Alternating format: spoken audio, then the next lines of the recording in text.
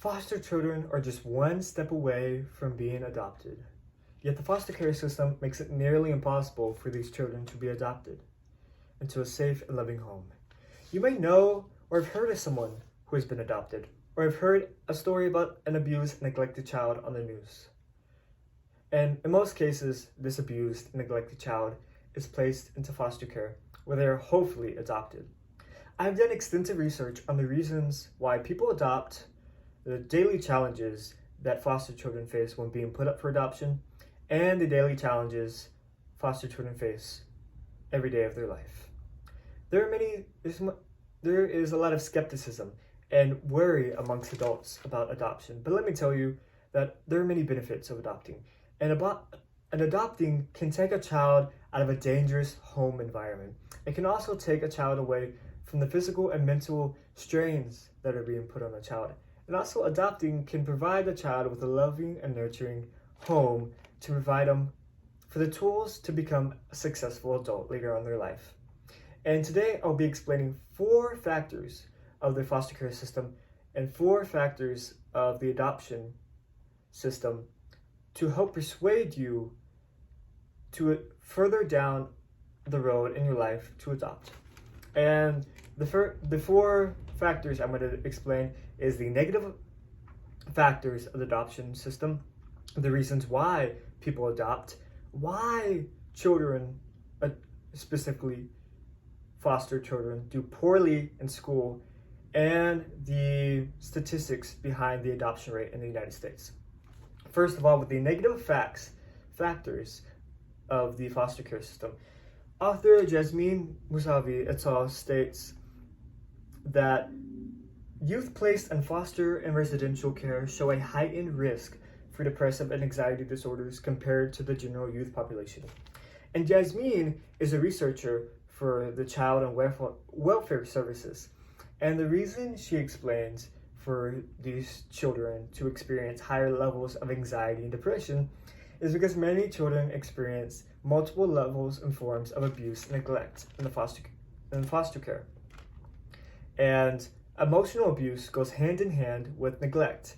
Many children are neglected by their caregivers and suffer high amounts of emotional abuse. And the 2 most malicious types of forms of abuse is physical and sexual abuse.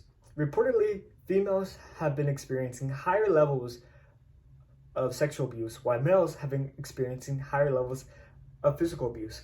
And both male and female foster children are unsure and do not know how to deal with their pain, so they internalize their pain, which later leads them to resort to anger and violence. And this later leads to health risks later on in their adult life, such as PTSD, depression, and anxiety. My next pillar that I'm going to be explaining is the reason that people adopt. Despite there being many factors for people not to adopt, many people still decide to adopt.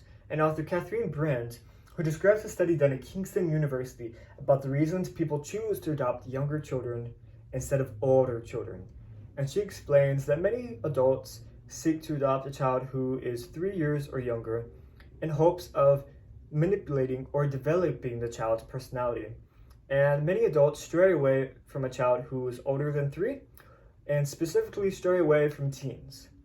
And reports have said that, and Jasmine has also reported, that adults stray away from teens because they believe it's a hassle to learn to parent these teens who have been through so much in the foster system. And also they believe that it's harder to develop a parent and adoptee relationship with these teens because they have already developed a personality. Next, I will be explaining the reason why adoptive and foster care children do poorly in school. And many of the reasons is stated by the author Lauren Fries et al., who has researched the effects of the foster care system on a student's success rate in school based on the organization Child and Family Social Work. And she states that many foster children are forced to move between homes. And as they move between homes, they're forced to move to a new school district. And most of the time, when they move to a new school district, they're moving in the middle of the year, and this causes them to fall behind in their schoolwork. And many teachers do not accommodate to these kids because it is an inconvenience for them. So they fall behind, and also there are many toxic stressors that are put on these teens' lives, these teens that are in the foster care system. And toxic stressors are defined as constant anxiety, stress, and challenges that are put on a young child that later hinders their ability to learn new material and to concentrate in school. And this is what reportedly and strikingly makes the teens fall behind in school. And my last pillar is going to be the statistics behind the rate of adoption in the US. And despite there being many children being adopted by adults that are young children, there's still many teens that are left in the adoption system.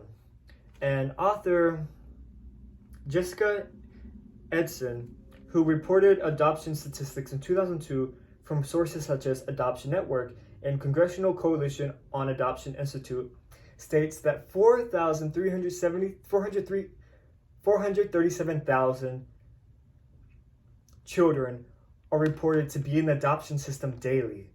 And less than half of these children want to be adopted. Even if they don't want to be adopted, the process to be adopted takes 4 years. So these children are stuck in the foster care system for another 4 years. And she also states that there are 67,000 of these unadopted children who have never experienced the feeling of a family, not in a group home or in a foster care system. And this shows the cruelty of the foster system because it has deprived these children of the warmth feeling of a family. And another surprising statistic reported by Jessica is that there's only a low amount of people who have adopted in the US. Only 2% of Americans have adopted in the US, and this accounts for 1.5 million Americans who have adopted. However, this 1.5 million Americans who have adopted children only accounts for 2% of Americans, which is a very low percentage.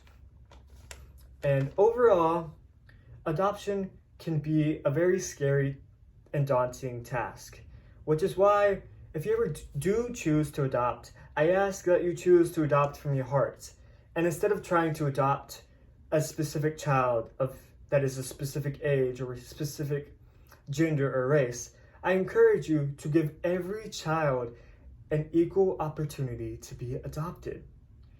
And I urge you to later down the road to consider adoption, and that to give these children a chance for a better life. And speaking of a better life, there are faces behind these statistics and facts.